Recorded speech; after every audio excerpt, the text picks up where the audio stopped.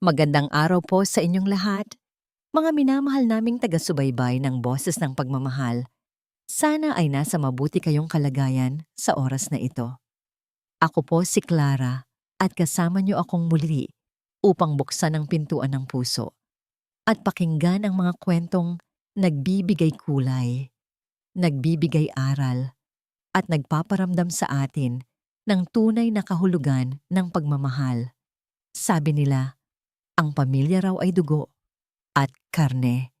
Pero paano kung ang tunay na pamilya ay nabubuo hindi sa iisang dugo, kundi sa tibok ng dalawang pusong nagmamahalan ng walang kondisyon?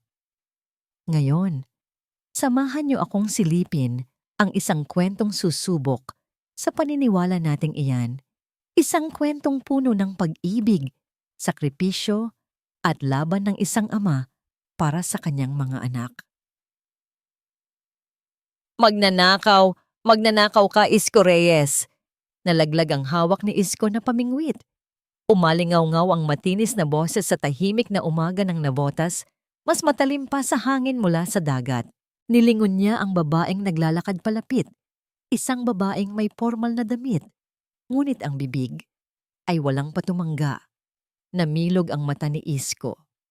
Magnanakaw? Siya? Hindi. Imposible. Ang mga salitang yun ay parang sampal sa mukha. Masakit at nakakapanghina. Ang puso niya ay kumirot, parang pinipiga. 10 taon. 10 taon siyang nagsakripisyo, nagpakahirap, nagmahal ng buong puso. At ngayon, ito ang igaganti sa kanya? Isang akusasyon na maglilibing sa kanyang dignidad. Ang babae ay lumapit. May dalang mga papel. Ang bawat hakbang niya ay parang tunog ng hukom na nagpapataw ng hatol. Samantala, sa loob ng maliit na dampa, nakaupo si Ilya sa sahig, abala sa pagguhit. 10 taong gulang na siya, pero may kakaibang seryosidad ang kanyang mga mata. Napansin niyang tahimik ang kanyang tatay. Lumabas siya. Tatay? Bakit po? Tanong ni Ilya. Malambing ang boses. Nag-aalala si Isko. Ang inosenteng tanong ni Ilya. Hindi niya alam kung paano sasabihin sa anak ang mga salitang naririnig niya kanina. Ang liit na mundo ng mga anak niya, Ilya at Leo, ay puno ng pagmamahal.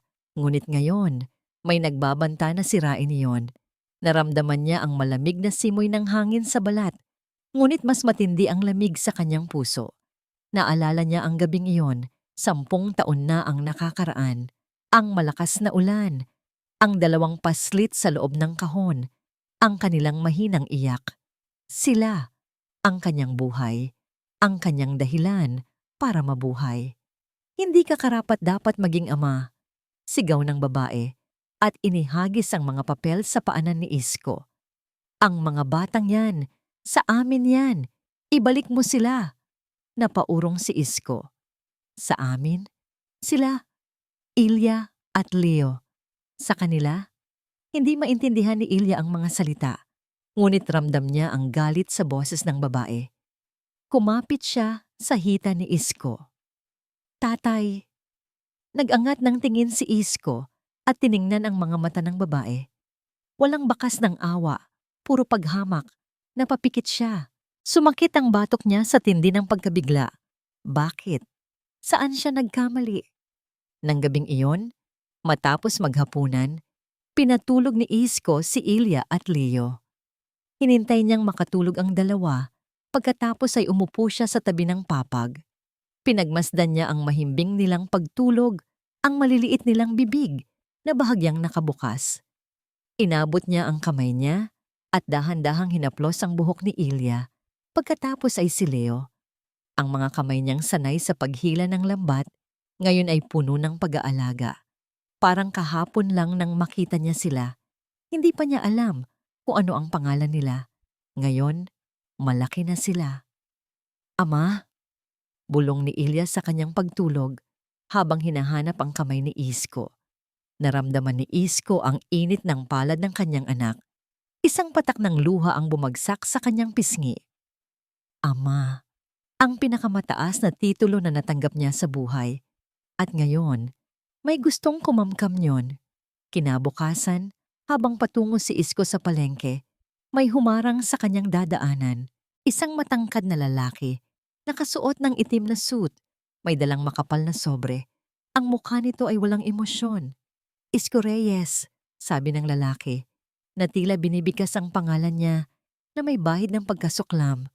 Meron tayong pag-uusapan tungkol sa iyong mga anak. Walang masabi si Isko. Ramdam niya ang panginginig sa mga tuhod. Ang lalaking ito, Mr. Delgado, base sa kanyang badge, ay nagbigay ng isang sobre na puno ng pera. Isang napakalaking halaga, mas malaki kaysa sa kinita niya sa buong buhay niya. Iyan ang halaga ng katahimikan mo, kalmadong sabi ni Delgado, ngunit may banta sa bawat salita. Tanggapin mo.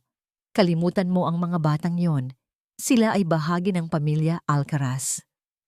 Pamilya Alcaraz. Ang pangalang iyon ay parang tinik sa lalamunan ni Isko.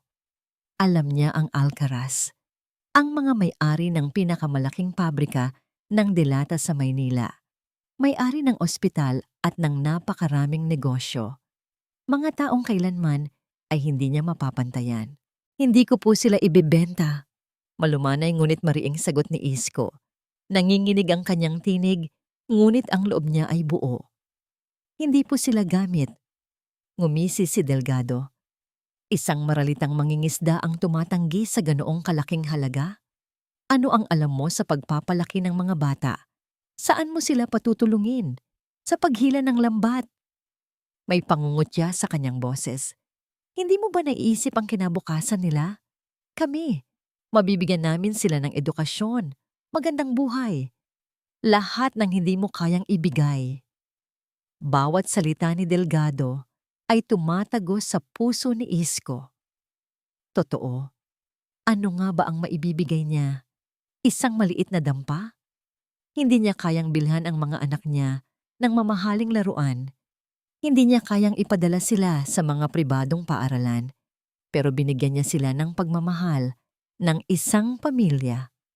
Ang pagmamahal po, Mr. Delgado, ay hindi nabibili ng pera, ani Isko, habang pinipigilan ng luha. At ang pagiging ama, hindi sa dugo na susukat, kundi sa puso. Tumawa si Delgado, isang malamig na tawa. Tingnan natin kung ano ang sasabihin ng korte tungkol dyan, Reyes. Hindi mo pa alam kung sino ang kinakalaban mo. Maraming paraan ang pamilya Alcaraz para makuha ang gusto nila. Kung ayaw mo sa madalian, sa hirap tayo dadaan. Pagkaalis ni Delgado, umuwi si Isko na mabigat ang loob. Ikinuwento niya kay Aling Nena, ang matandang kapitbahay na itinuturing niyang pangalawang ina, ang lahat. Kagagawa na naman niya ng mga mayayamang walang kaluluwa. Galit na sabi ni Aling Nena habang niluluto ang isdang huli ni Isko. Pero Isko, huwag kang susuko. Dito sa atin, sama-sama tayo. Di ka nag-iisa. Niyakap ni Isko si Aling Nena. Sa mga oras na yon, ang init ng pagmamahal ng kanyang komunidad ay parang balabal na yumayakap sa kanya. Kinagabihan, habang nilalaro niya si Leo at tinutulungan si Ilya sa kanyang aralin, naramdaman ni Isko ang pamilyar na init sa kanyang dibdib. Nilingon niya si Ilya na abala sa pagguhit at si Leo na mahimbing na natutulog sa kanyang braso. Napangiti siya. Mga anak ko, hindi ko sila bibitawan, kailanman. Naramdaman niya ang maliliit na kamay ni Ilya na humawak sa kanyang balikat. Tatay, ano po ba yung pamilya Alcaraz? Tanong ni Ilya. Inosente ang muka. Napahinto si Isko. Hindi pa ito ang panahon para ipaliwanag ang lahat. Kinabukasan, isang lalaki mula sa barangay hall ang dumating, may dalang sobre. Isko Reyes, sabi ng lalaki. Mayroon ka pong subpina mula sa korte, kaso po, child abduction. Nalaglag ang sobre sa kamay ni Isko. Ang kanyang mukha ay namutla. Child abduction? Nalaglag ang sobre sa kamay ni Isko. Ang kanyang mukha ay namutla. Child abduction? Umalis ang taga-barangay. Iniwan si Isko na tulala. Ang paratang na yon ay mas matalim pa sa anumang salita. Paano? Paano nila siya mapaparatangan ng ganoon? Ang mga anak niya, Ilya at Leo, ay hindi niya kailanman dinukot. Sila ay biyaya. Sila ay natagpuan. Anak, may problema ba? Tanong ni Aling Nena na nakakita sa kanya. Kinuha ni Isko ang sabpuena at ipinakita kay Aling Nena. Nang mabasa niya ang nakasulat, napahawak si Aling Nena sa bibig. Hay naku, Isko, ang mga mayayaman talaga, kung ano-ano ang kayang gawin para lang makuha ang gusto nila. Pero huwag kang mag-alala, hindi ka nag-iisa. Dinala ni Aling Nena si Isko sa isang maliit na opisina sa dulo ng kalsada. Isang karatula ang nakasabit. Attorney Pilar Magsaysay, abogada ng masa. Luwat su Pilar Magsaysay, luwat su Kwakwantsong.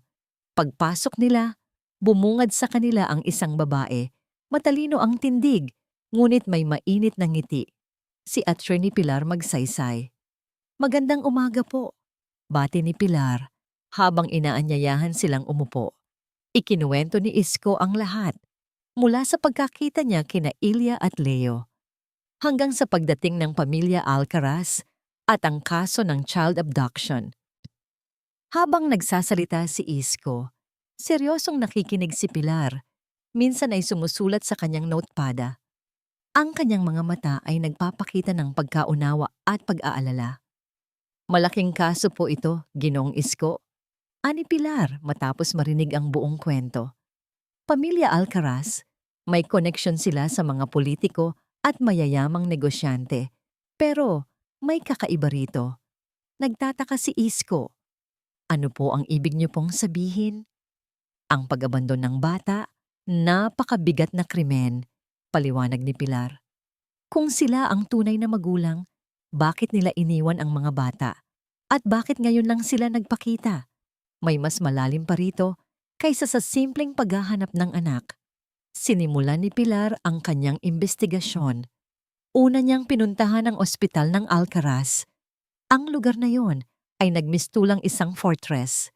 Mahirap lapitan. Ngunit sa kanyang determinasyon, nakakuha siya ng ilang lumang papeles. Sa gitna ng mga dokumento, may nakasulat na pangalan. Project Gemini, napakunot ang noo ni Pilar. Project Gemini, hindi niya pamilyar ang terminong yon sa mga kasong legal. Ngunit bago pa niya ito masuri, napansin niyang may nawawalang pahina sa dokumento. May bahagi ng kwento ang sinadyang tinanggal. Habang naghahanap si Pilar ng mga kasagutan, sa dampa naman, tahimik na nakaupo si Ilya sa tabi ng bintana. Tinitigan niya ang dagat, ang mga alon na humahampas sa dalampasigan. Ang puso niya ay puno ng mga tanong. Naalala niya ang sinabi ng babae kahapon, ang babaeng may formal na damit. Ang mga batang yan, sa amin yan. Bigla siyang lumingon kay Isko na nag-aayos ng lambat sa labas. Mahal na mahal niya ang kanyang tatay, ngunit ang mga salitang yon ay nagpapakaba sa kanya. Tatay? Tanong ni Ilya. Malambing ang kanyang boses, ngunit may bahid ng pag-aalala. Totoo ba na hindi mo kami tunay na anak? Nalaglag ang lambat sa kamay ni Isko. Ang kanyang puso ay parang binusal.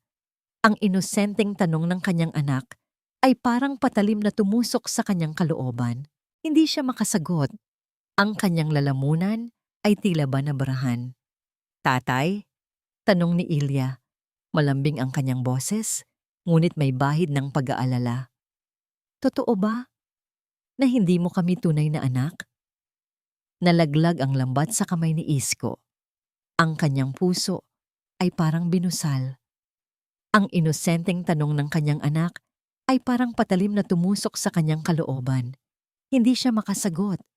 Ang kanyang lalamunan ay tila ba nabarahan. Anak, syempre, anak ko kayo.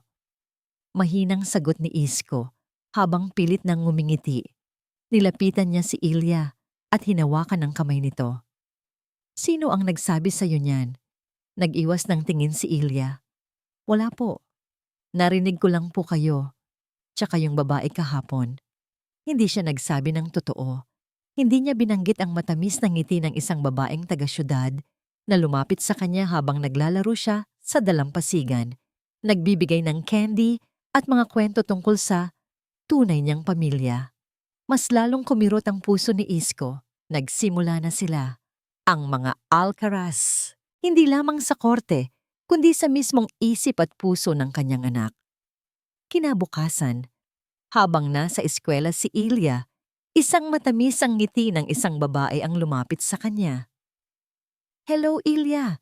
Naalala mo ako. Ako ang kaibigan ng mama mo. Naku, ang ganda mo talaga." Inabutan siya ng isang bracelet na may maliliit na bato. Kumikinang. "Sikreto lang natin ito, ha? Ayaw ng papa mo na magkaroon ka ng maraming kaibigan sa labas ng bahay. Baka raw madistract ka sa pag-aaral." Ngumiti si Ilya. May kakaibang pakiramdam. Ang bracelet ay malamig sa kanyang pulso. Sa mga sumunod na araw, naging tahimik si Ilya. Madalas siyang nakatulala. Malalim ang iniisip. Kung minsan, ay mayroon siyang itinatago sa kanyang bag na hindi niya ipinapakita kay Isko. Hindi alam ni Isko kung paano lalapitan ng kanyang anak, paano aalisin ang mga bulong na nagpapalayo sa kanilang puso. Ang kanyang maliit na dampa, na dati ay puno ng halakhakan, ngayon ay tila ba nababalutan ng isang manipis na ulap ng pagdududa. "Hindi ko kaya, Aling Nena." Bulong ni Isko kay Aling Nena isang hapon habang nag-aayos ng kanilang hapagkainan. "Pakiramdam ko, nawawala si Ilya sa akin. Ang liit pa niya, pero puno na siya ng tanong. Ganyan talaga ang mga bata." "Isko," sagot ni Aling Nena, "pero ang pagmamahal mo, iyan ang totoo. Iyan ang kailangan niyang maramdaman." Samantala, abala pa rin si Attorney Pilar sa kanyang investigasyon. Naghahanap siya ng mga lumang listahan ng empleyado ng ospital ng Alcaraz. Mayroon siyang nakita. Isang pangalan ang umagaw ng kanyang pansin. Elena Garcia, isang nurse na nagtrabaho sa ospital, 10 taon na ang nakakaraan. Ngunit, wala na ito sa listahan ng mga kasalukuyang empleyado. Pinuntahan ni Pilar ang address ni Elena Garcia. Isang lumang bahay sa isang liblib na eskinita. Nang makita ni Elena si Pilar, halata ang takot sa kanyang mga mata. "Miss Garcia, ako po si Attorney Pilar Magsaysay. Tungkol po ito sa Project Gemini," bungad ni Pilar. Namutla si Elena. Ang kanyang mga kamay ay nanginig. Umiling siya. "Huwag kang makialam, attorney. Mapanganib yan." "Pero Miss Garcia, may kaugnayan ito sa 2 bata." Pakiusap ni Pilar. "May tinatago silang malalim. Mapanganib. Huwag kang makialam." Ulit ni Elena, ang kanyang boses ay nanginginig sa takot. Bago padabog na isinara ang pinto. Naiwan si Pilar na tulala sa harap ng nakasarang pinto. Ang kanyang puso ay bumibilis sa kaba. Ano ang itinatago ng pamilya Alcaraz? Gaano ito kalalim? Pagbalik ni Pilar sa kanyang opisina, may nakita siyang nagpadala ng regalo para kay Ilya. Binuksan niya. Isang napakagandang bracelet, gawa sa puting perlas.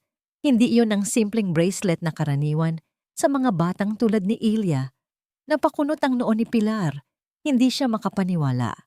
Nang gabing iyon, habang mahimbing na natutulog si Ilya, dahan-dahang binuksan ni Isko ang kanyang bag.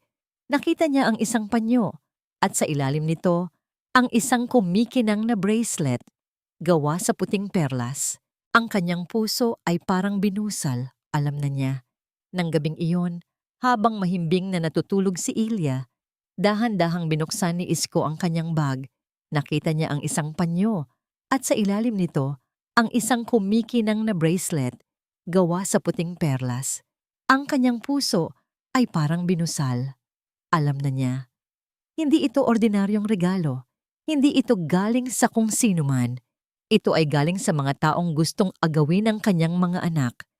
Ang mga perlas ay parang mga butil ng lason, unti-unting lumalason sa isip ng kanyang anak. "Ilya ko, Leo ko," bulong ni Isko, habang yakap ang bracelet, parang yakap ang isang bagay na babasagin. Ang mga mata niya ay puno ng sakit. Kinabukasan, Naramdaman ni Ilya ang bigat ng tingin ni Isko. Hindi siya makatingin sa mata ng kanyang tatay. Sa gabi, nanaginip siya ng isang magandang babae, nakasuot ng mamahaling damit, na tinatawag ang kanyang pangalan at ang pangalan ni Leo. My children, bumalik na kayo sa akin. Ang panaginip ay makatotohanan at paggising niya, ramdam niya ang pagkalito. Sa kabilang banda, hindi sumuko si Attorney Pilar. Ang babala ni Elena Garcia ay lalo lang nagpainit sa kanyang dugo. Alam niyang may mas malalim pa rito. Kailangan niyang malaman kung ano ang Project Gemini. Nag-imbestiga pa si Pilar sa iba pang dating empleyado ng ospital ng Alcaraz.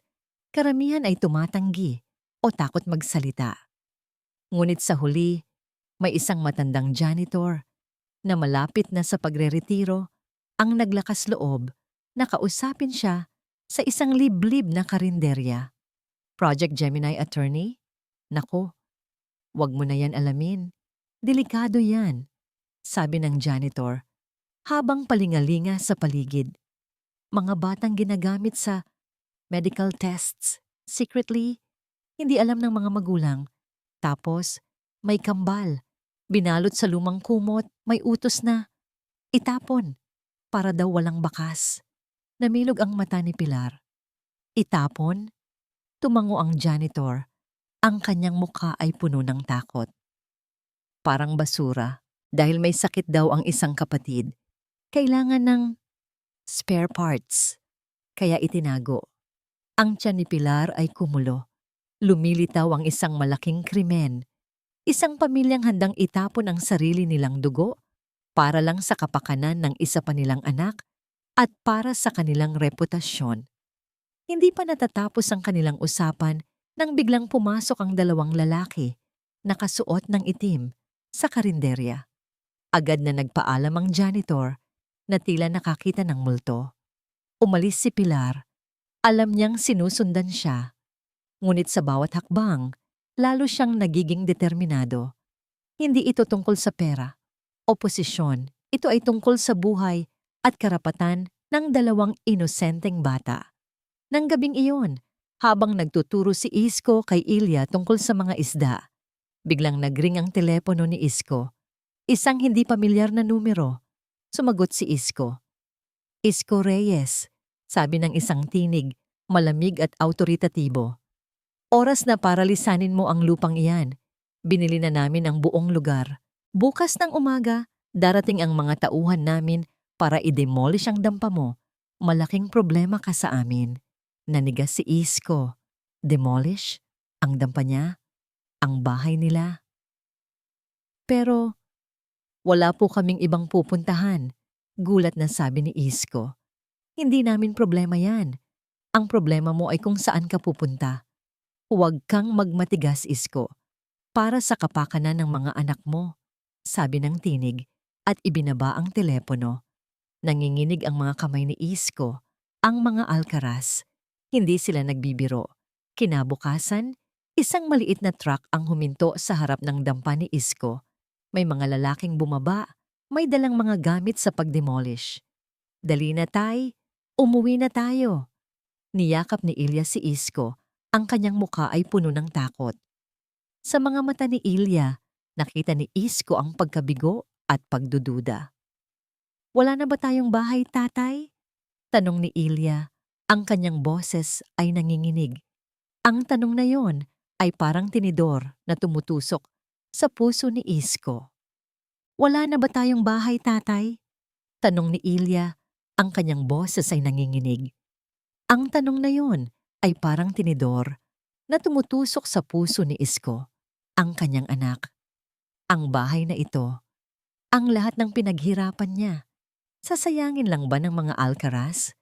Bumaba ang mga lalaki mula sa truck, may dalang martilyo at crowbar. Ngunit bago pa sila makalapit sa dampa, isang tinig ang umalingaw-ngaw. Hoy! Anong ginagawa niyo dyan? Si Aling Nena lumabas mula sa kanyang dampa. May dalang walis tingting. Ang mukha niya ay galit na galit. Sa likuran niya, unti-unting lumabas ang iba pang kapitbahay. May dalang sari-saring gamit, tabo, kaldero, walis. Ang mga mukha nila ay puno ng determinasyon. Hindi niyo pwedeng paalisin ang isang ama na minamahal ng buong barangay. Sigaw ni Aling Nena habang iniharang ang sarili sa harap ng dampa ni Isko. Dito siya nakatira. Dito lumaki ang mga anak niya. Bakit? Sa inyo ba ang lupa na to? May papeles kami. Binili na namin ang buong area na to. Sabi ng isa sa mga lalaki habang ipinapakita ang isang papel. Papeles? Baka papeles ng panlilin lang. Sigaw ng isang kapitbahay. Hindi niyo kayang paalisin ang pamilya ni Isko. Kami ang barangay. Hindi kami papayag. Nagsimula ang pagtatalo. Ang mga lalaki mula sa truck ay nagulat sa pagkakaisa ng komunidad. Hindi nila inaasahan ang ganoong pagtutol. Napilitan silang umatras. Nangako na babalik na may kasamang pulis. Salamat, Aling Nena. Salamat, mga kapitbahay. Maluluha-luhang sabi ni Isko. Niyakap niya si Ilya na ngayon ay nakatingin sa kanya ng may paghanga, hindi na pagdududa. Ang init ng pagmamahal ng kanyang mga kapitbahay ay nagbigay lakas kay Isko. Hindi siya nag-iisa. Samantala, abala si Attorney Pilar sa pagsusuri ng mga lumang ulat ng balita. Ang Project Gemini ay nagdala sa kanya sa isang lumang skandal na kinasasangkutan ng isang miyembro ng board ng Alcaraz Corporation, isang Dr. Ramos, na nagkaroon ng issue sa ethics ng kanyang mga medical research. Ngunit ang kaso ay mabilis na naibaon. Sa isang library, natagpuan ni Pilar ang isang lumang dyaryo. Mayroong lumang litrato ni Lucas Alcaraz, noong bata pa, kasama ang isang babae na halos kasing edad ni Doña Teresa. Ngunit ang litrato ay punit sa isang gilid, hindi makita ang buong mukha ng babae. Tila may sinadyang nagtago ng kanyang pagkakakilanlan.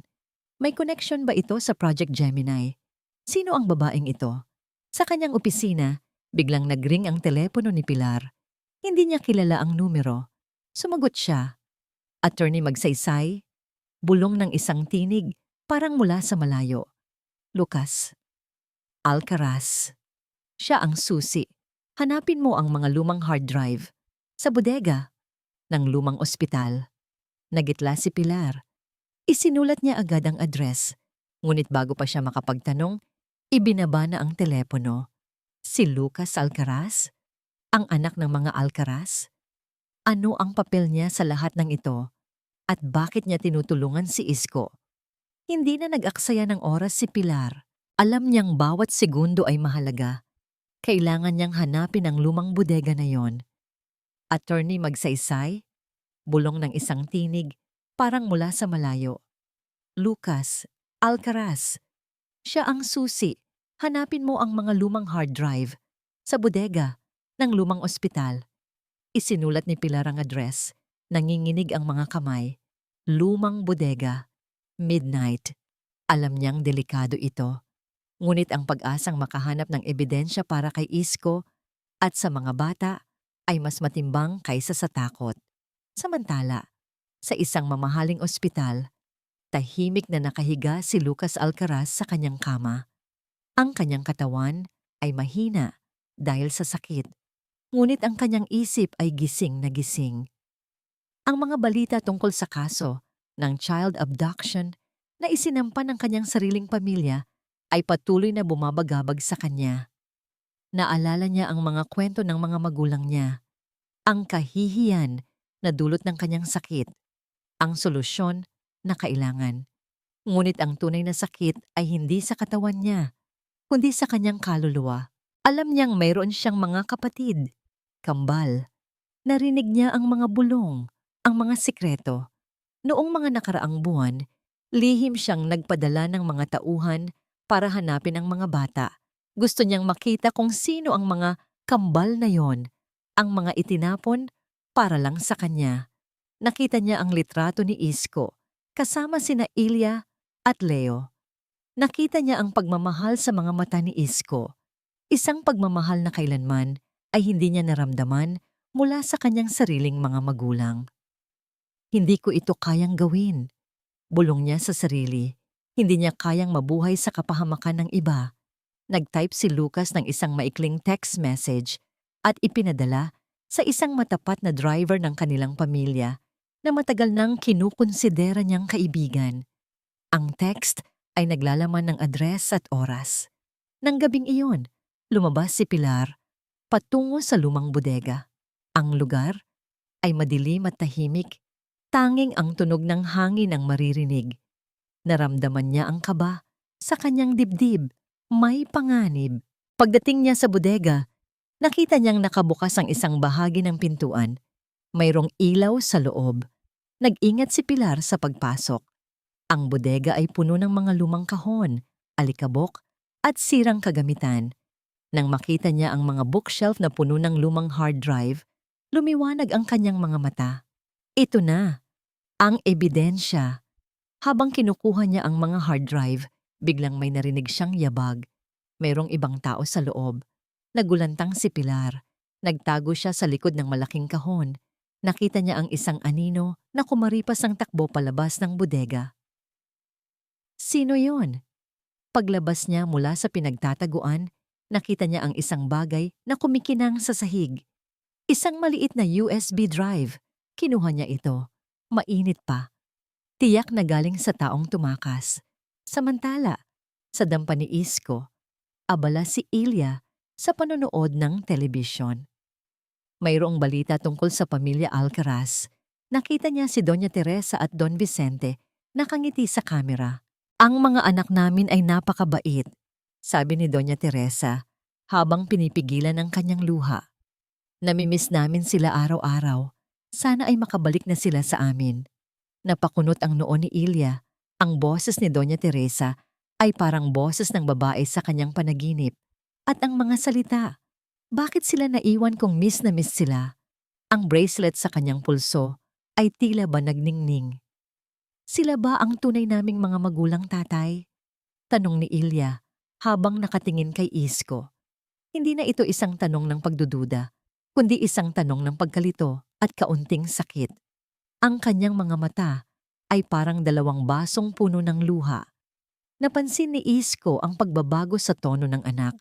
Tiningnan niya ang bracelet sa pulso ni Ilya. Anak, sila ba ang tunay naming mga magulang, tatay? Tanong ni Ilya habang nakatingin kay Isko. Hindi na ito isang tanong ng pagdududa, kundi isang tanong ng pagkalito at kaunting sakit. Ang kanyang mga mata ay parang dalawang basong puno ng luha.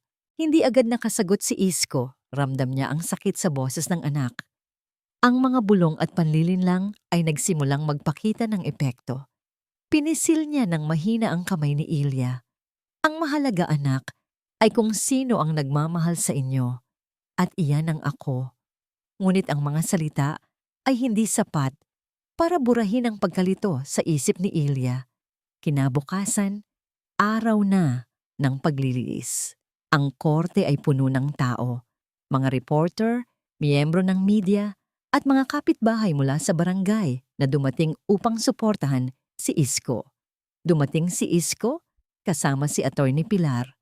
Ang kanyang puso ay kumakabog. Sa isang banda, nakaupo ang pamilya Alcaraz, Don Vicente, na may hitsurang mapagpakumbaba, ngunit may matalim na tingin, at Doña Teresa, na tila malungkot. May hawak na panyo. Nagsimula ang paglilitis. Unang tumayo ang abogado ng mga Alcaraz, isang matandang lalaki na kilala sa kanyang husay sa pagmanipula. Ipinakita niya ang mga dokumentong nagpapatunay na ang mga Alcaraz ang tunay na magulang ni Ilya at Leo. Binanggit niya ang kakulangan ni Isko bilang isang ama. Pagkatapos, tumayo si Doña Teresa. Sa harap ng kamera, nagsalita siya, puno ng emosyon. Ang sakit po mawalan ng anak. 10 taon na po kaming naghahanap. Ang tanging hiling lang po namin ay maibalik sa amin ang mga anak namin. Sila po ay dinukot. Kinidnap po sila kayo, Isko Reyes. Ang mga reporter ay abala sa pagsusulat. Naglabas si Doña Teresa ng isang litrato ng mga bata noong sanggol pa at umiyak siya sa harap ng mga kamera. Ang kanyang pag-arte ay walang kapintasan. Nanginginig si Isko. Ang dugo niya ay kumukulo sa galit. Paano sila makakagawa ng ganoong kasinungalingan? Dumating ang pagkakataon ni Isko. Tumayo siya. Ang kanyang mga kamay ay nanginginig. Ang kanyang boses ay nanginginig. Wala po akong pinag-aralan. Panimula ni Isko habang nakatingin sa hukom. Wala po akong kayamanan. Pero may puso po ako. At ang puso ko po, puro pagmamahal para sa mga anak ko. Ikinuwento niya ang gabi na natagpuan niya sina Ilya at Leo. Ang kanyang mga sakripisyo. Ang bawat gabi na nagpuyat siya para lang may makain sila. Ang bawat araw na nagtrabaho siya ng doble para lang may pambili ng gamot si Ilya. Hindi ko po sila ninakaw, sabi ni Isko. Ang kanyang tinig ay lumakas, puno ng damdamin. Sila po ang nagbigay kahulugan sa buhay ko. Sila po ang dahilan kung bakit ako bumabangon araw-araw. Kung tatanungin niyo po ako kung sino ako, ang sagot ko po ay, ako po ang ama ni Ilya at Leo. At hindi po kayo kailanman magiging ama o ina nila. Nagulantang ang korte. Ang mga reporter ay nagsimulang magbulungan. Ang mga mata ni Doña Teresa ay umigting. Biglang tumayo si Attorney Pilar. Lumapit siya sa harap. Hawak ang isang maliit na USB drive. Kamahalan, ani Pilar. Ang kanyang boses ay kalmado ngunit may kapangyarihan. Mayroon po kaming ebidensya na magpapabago sa takbo ng kasong ito. Mga ebidensya na maglalantad sa tunay na motibo at pagkatao ng pamilya Alcaraz. Nagitla ang lahat. Ang mga mata ni Don Vicente ay nanlaki. Isang miyembro ng board ng Alcaraz Corporation na nakaupo sa likuran ay tumingin kay Don Vicente ng may pagdududa. Kamahalan, ani Pilar. Ang kanyang boses ay kalmado, ngunit may kapangyarihan. Mayroon po kaming ebidensya na magpapabago sa takbo ng kasong ito. Mga ebidensya na maglalantad sa tunay na motibo at pagkatao ng pamilya Alcaraz. Nagitla ang lahat. Ang mga mata ni Don Vicente ay nanlaki. Isang miyembro ng board ng Alcaraz Corporation na nakaupo sa likuran ay tumingin kay Don Vicente ng may pagdududa. Ipakita ang ebidensya, utos ng hukom. Ikinabit ni Pilar ang USB drive sa laptop ng korte at ang mga dokumento at audio files ay lumabas sa malaking screen. Ang unang ipinakita ni Pilar ay mga lumang medical records mula sa Alcaraz Hospital. May petsa 10 taon na ang nakakaraan. Ang mga dokumentong ito ay nagpapakita ng isang serye ng medical tests na isinagawa sa mga sanggol, kamahalan. Paliwanag ni Pilar. Ito ang tinatawag nilang Project Gemini, isang eksperimento sa paghahanap ng compatible donor para sa isang pasyenteng may bihirang sakit. Huminga ng malalim si Pilar. Ang pasyenteng iyon, kamahalan, ay walang iba kundi si Lucas Alcaraz. Kumalat ang bulungan sa loob ng korte. Namutla si Doña Teresa. Humawak si Don Vicente sa kanyang upuan. At ang mga sanggol na ginamit sa eksperimentong ito, kamahalan, patuloy ni Pilar, habang ipinapakita ang isang lumang birth certificate na may blanko ang pangalan ng ina at ama. Sila po ay sina Ilya at Leo, mga batang ipinanganak na kambal, na iniwan ng kanilang tunay na magulang dahil sila ay defective at hindi kailangan para sa kanilang layunin. Ipinakita ni Pilar ang audio recording. Boses ni Doña Teresa ang narinig, nakausap ang isang lalaki. Kailangan silang itapon, doktor. Huwag kang mag-alala. Walang makakaalam. Para sa kinabukasan ni Lucas at para sa reputasyon ng pamilya Alcaraz. Nagulantang ang korte. Ang mga reporter ay nagsusulat ng mabilis. Nanginginig ang buong katawan ni Doña Teresa. Ang kanyang muka ay puting-puti. Iyan po ang boses ni Doña Teresa Alcaraz, sabi ni Pilar. At ang doktor na kausap niya ay walang iba kundi si Dr. Ramos, isang kamag-anak ng pamilya Alcaraz na responsable sa pagpaplano ng Project Gemini at pagtatago ng lahat ng ebidensya. Tumingin si Pilar kay Doña Teresa.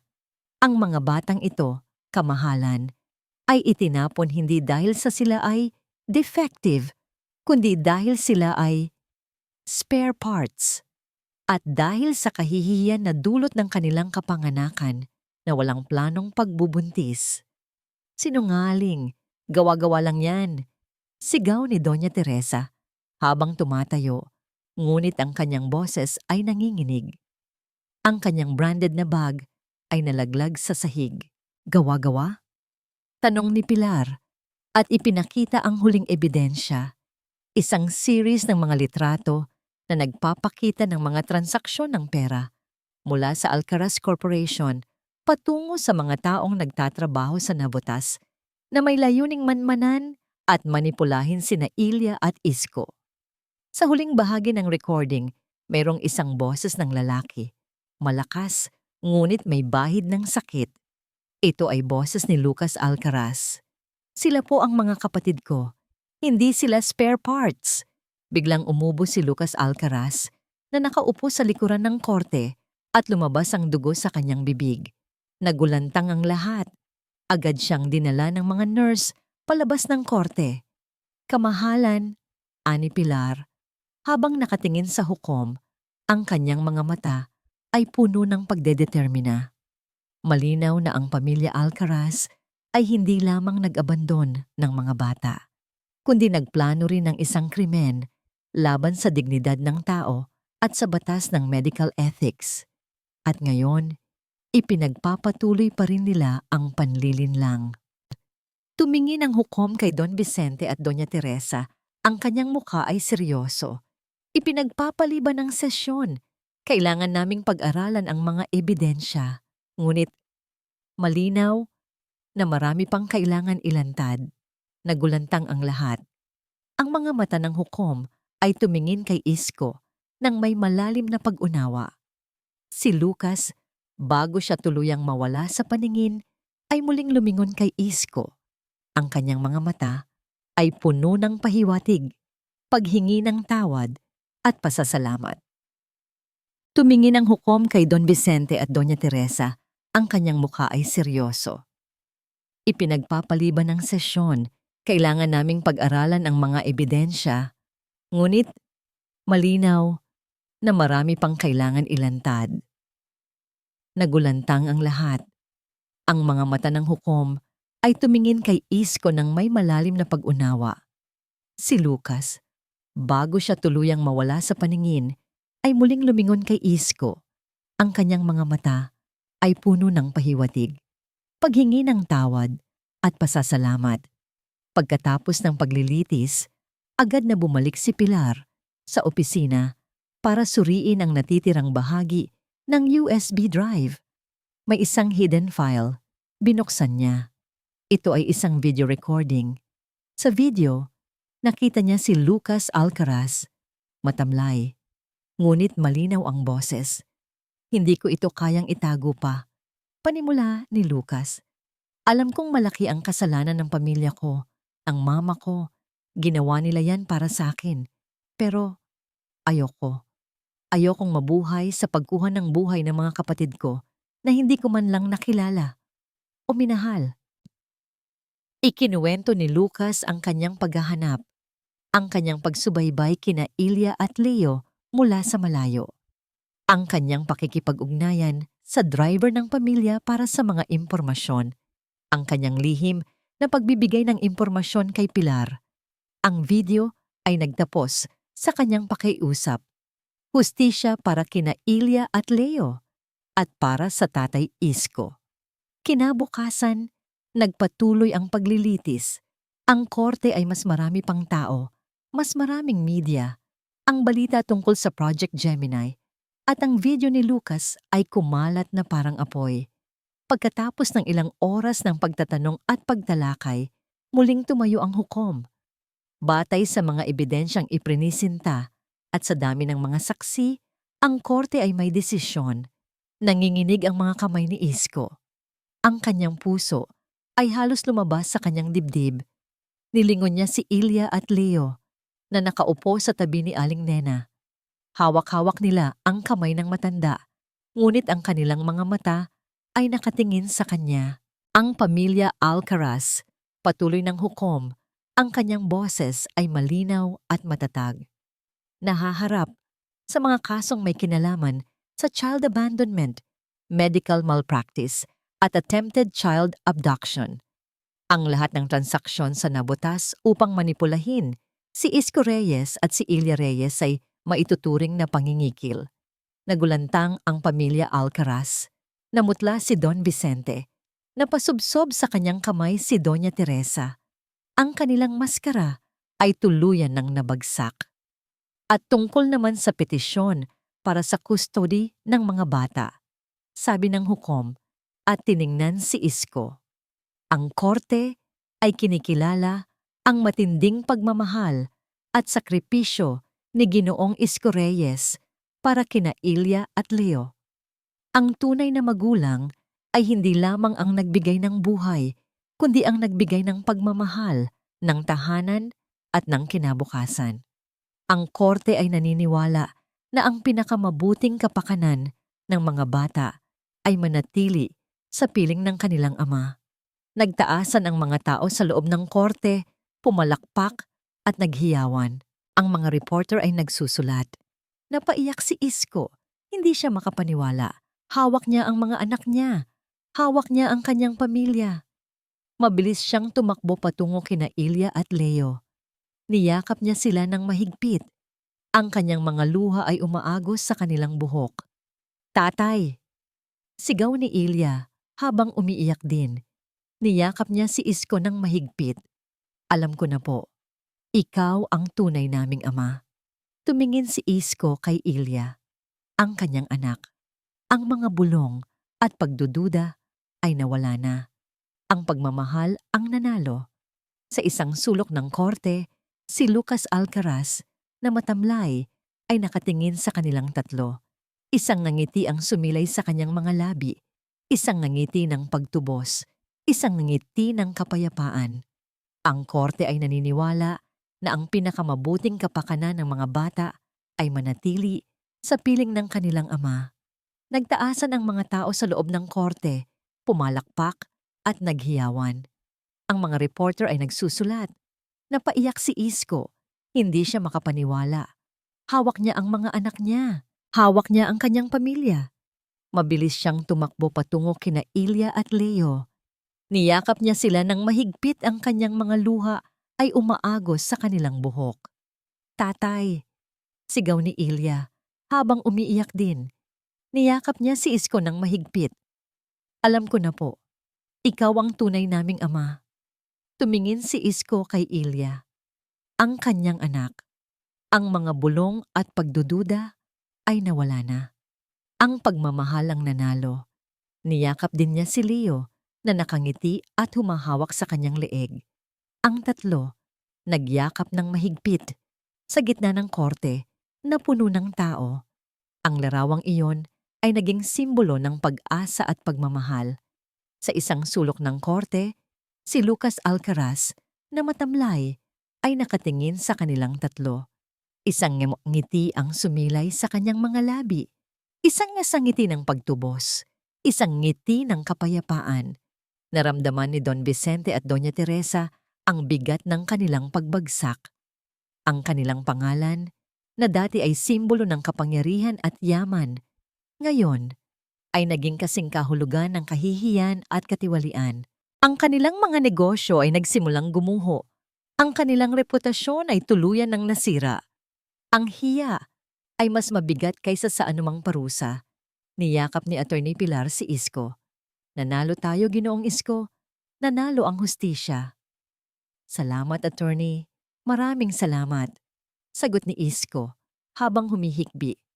Pagsapit ng hapon, bumalik si Isko, Ilya at Leo sa kanilang dampa. Ngunit sa pagkakataong ito, hindi na ito isang dampa na nababalutan ng takot at pagdududa. Ito ay tahanan. Isang tahanan na pinoprotektahan ng pagmamahal. Ang mga kapitbahay ay naghihintay sa kanila. May dalang pagkain at mga lobo. Sinalubong nila si Isko at ang mga bata nang may sigawan at palakpakan.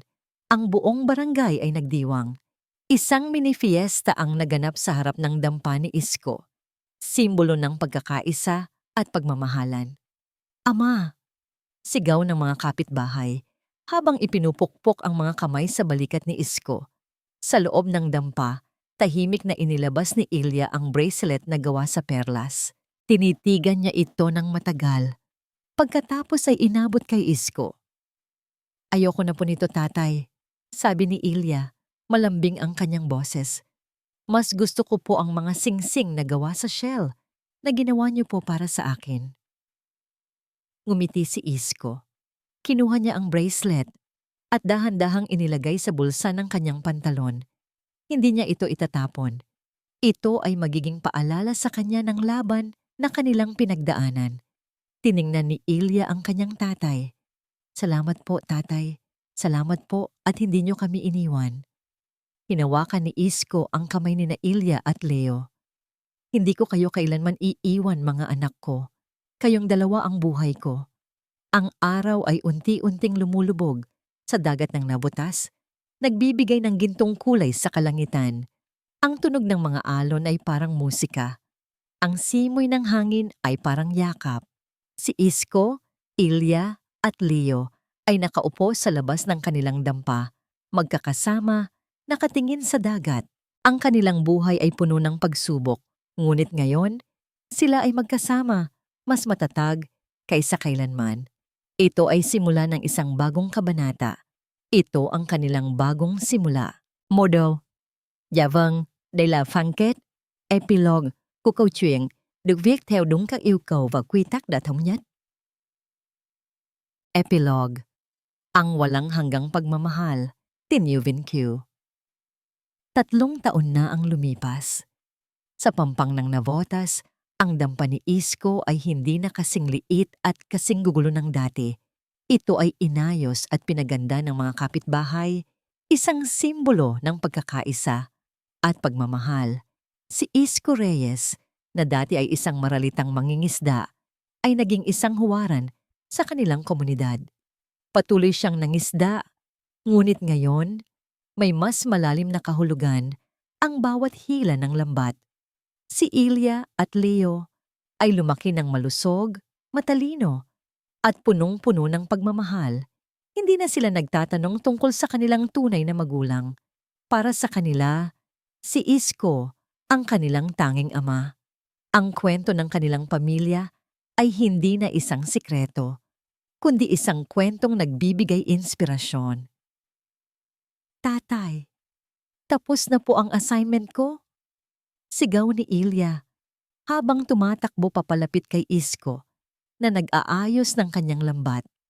10 taon na ang nakalipas mula nang matagpuan siya.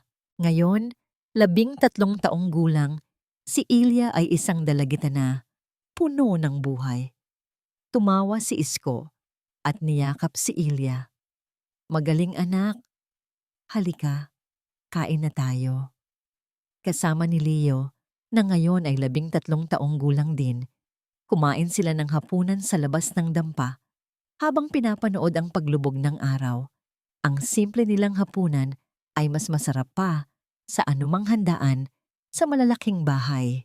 Sa kabilang banda, si Lucas Alcaraz ay patuloy na nakikipaglaban sa kanyang sakit. Ngunit sa bawat araw, mas nagiging malakas ang kanyang loob. Nagkaroon sila ng pagkakataong magkausap ni Isko at nagpaliwanag siya. Humingi siya ng tawad. Hindi ko po kayo masisisi, Lucas, sabi ni Isko. Alam kong hindi naging madali para sa'yo. Ang mahalaga, ginawa mo ang tama. Si Lucas, sa kanyang kapayapaan, ay nagpadala ng isang sulat kina Ilya at Leo. Kasama ang isang guhit niya, isang larawan ng 3 bata na magkahawak ang kamay, tumitingin sa paglubog ng araw. Sa likod ng larawan may nakasulat, kahit magkaiba ang dugo, iisa ang puso. Ang pamilya Alcaraz ay tuluyan ng bumagsak. Ang kanilang pangalan ay naging isang babala. Ang hiya at pagkawala ng respeto mula sa publiko ay mas mabigat pa kaysa sa anumang kulungan. Pinili nila ang kayamanan kaysa sa pamilya at sa huli, nawala ang lahat. Isang gabi, Habang naglalakad si Isko sa dalampasigan, inilabas niya ang bracelet na gawa sa perlas na ibinigay ni Ilya sa kanya. Tiningnan niya ito. Isang paalala ng nakaraan, ng laban, ngunit ngayon, wala na itong bigat. Ang pagpapatawad ay hindi para sa kanila, kundi para sa kanyang sariling kapayapaan. Sa mga alon na humahampas sa dalampasigan, nakita ni Isko ang refleksyon ng buwan. Ang lahat ng sakit, ng pagsubok ay tila ba nawala. Ang natira ay ang pagmamahal. Tatay! Lumingon si Isko. Si Ilya at Leo tumatakbo papalapit sa kanya. Ang kanilang mga mukha ay nagliliwanag. Mahal na mahal ka namin, tatay, sabi ni Ilya habang niyakap si Isko. Niyakap ni Isko ang kanyang mga anak at hinalikan ang kanilang buhok. Ang kanyang puso ay puno ng pasasalamat. Ang tunay na kayamanan ay hindi sa pera, kundi sa pamilya. Mga katanungan at sagot. 1. Natawad na ba ang karakter? Si Isko ay pinatawad na ang pamilya Alcaraz, hindi sa ganap na paglimot sa sakit, kundi sa pagtanggap na ang pagpapatawad ay para sa sarili niyang kapayapaan at para sa kinabukasan ng kanyang mga anak. Si Lucas ay humingi at nakatanggap ng pagpapatawad at siya mismo ay pinatawad ang kanyang mga magulang sa kanyang sariling paraan sa pamamagitan ng paggawa ng tama. 2. Nakakita ba sila ng kapayapaan? Oo, nakakita sila ng kapayapaan. Si Isko ay nakahanap ng kapayapaan sa kanyang pamilya at sa pagmamahal ng kanyang komunidad. Si Ilya at Leo ay lumaki ng may kapayapaan sa kaalaman na sila ay minamahal at protektado. Si Lucas ay nakahanap ng kapayapaan sa kanyang konsensya, alam na ginawa niya ang tama, at sa pagtanggap ng pagmamahal ng kanyang mga kapatid.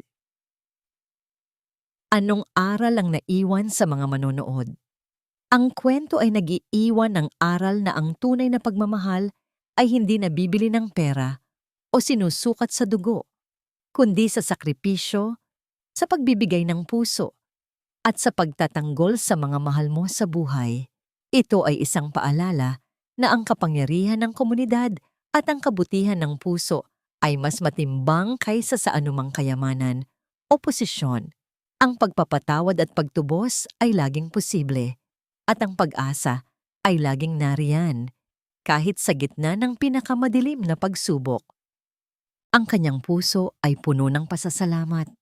Ang tunay na kayamanan ay hindi sa pera, kundi sa pamilya. At sa bawat kwentong ibinabahagi natin, laging may aral na mananatili na nagpapaalala sa atin ng ganitong uri ng kayamanan. Mga minamahal naming taga-subaybay, mula sa kaibuturan ng aking puso, maraming salamat po sa inyong paglalakbay kasama namin sa kwentong ito. Sa bawat kabanata, ramdam ko ang inyong paghinga, ang inyong pagdamay, at ang bawat butil ng luha o ngiti na inyong ibinuhos.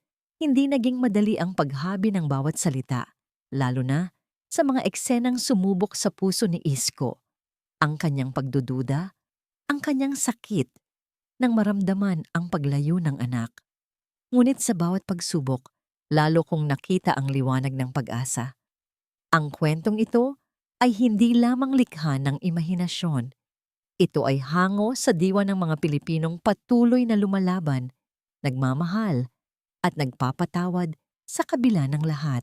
Ito ay isang paalala na ang pagmamahal, kapag totoo, ay parang isang maliit na apoy na hindi kayang patayin ng anumang bagyo.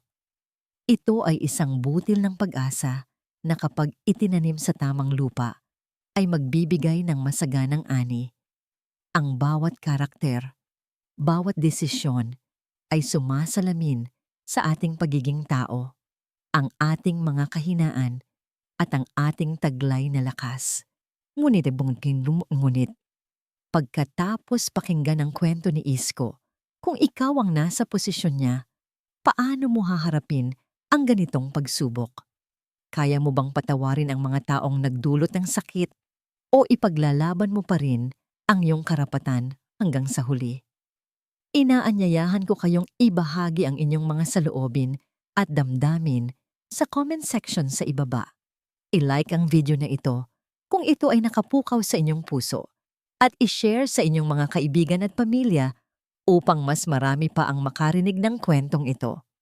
Hanggang sa muli, at tandaan, ang boses ng pagmamahal ay laging nandito upang magbigay inspirasyon at pag-asa sa bawat isa.